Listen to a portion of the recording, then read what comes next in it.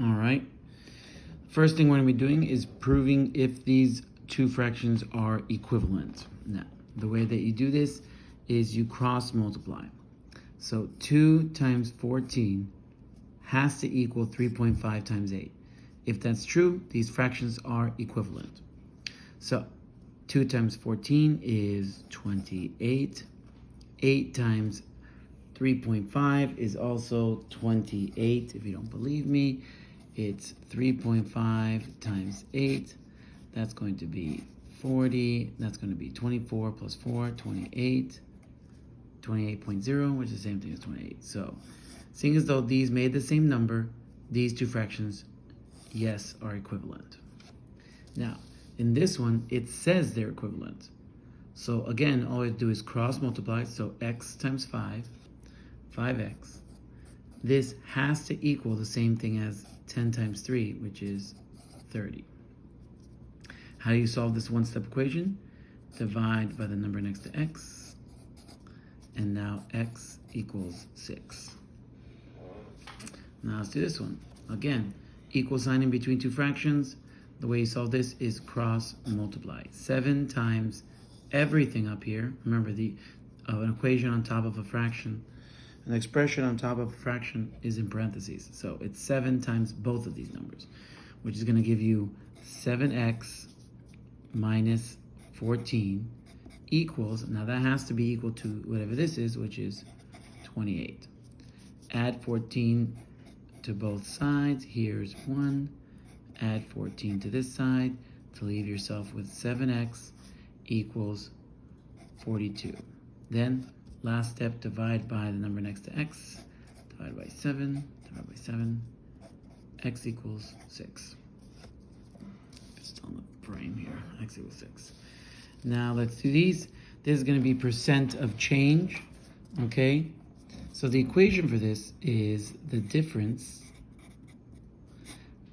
over the original equals percent over 100. So they're looking, so for this one, I gave you the original and the new, and I want the percent of the change. Okay?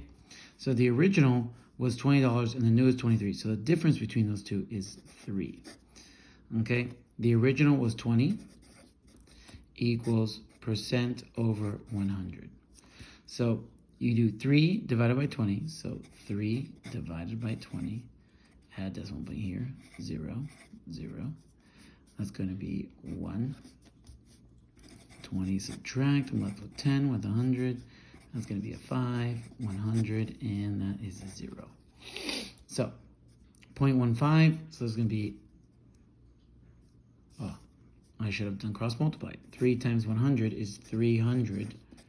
And 20 times the mystery, so let's call it x, is 20x. Then you just divide by 20, divide by 20. That's going to be 15 equals x. Now here I was going to have to multiply by 100 to leave the x by itself, and I would have gotten 15 as well, but this is the faster way, and it incorporates what we've already done previously. So let's do this one.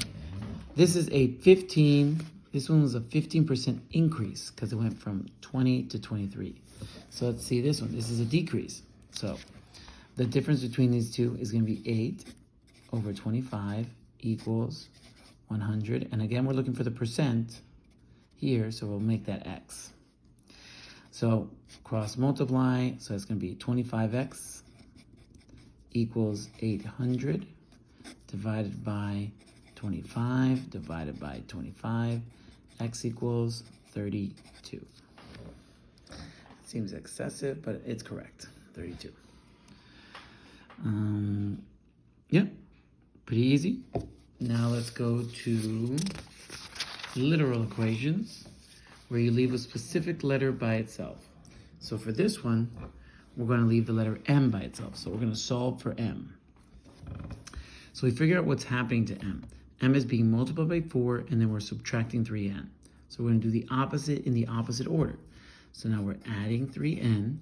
That goes away. But whatever you do to one side, you have to do the other. So adding 3n.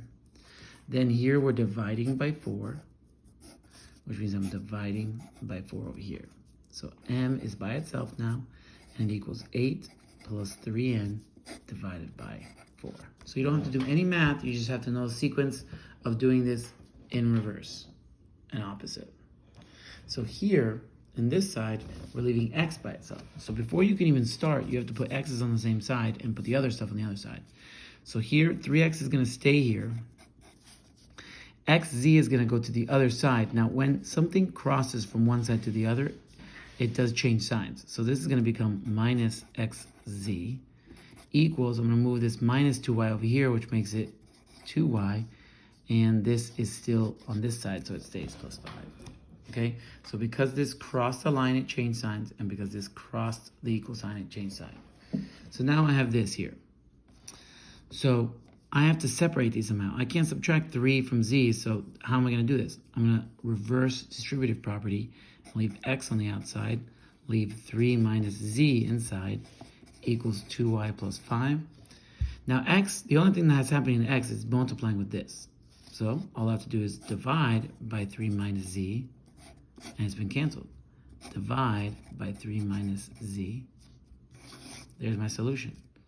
X is by itself, and it equals 2y plus 5 divided by 3 minus z. Now, does this look more complex?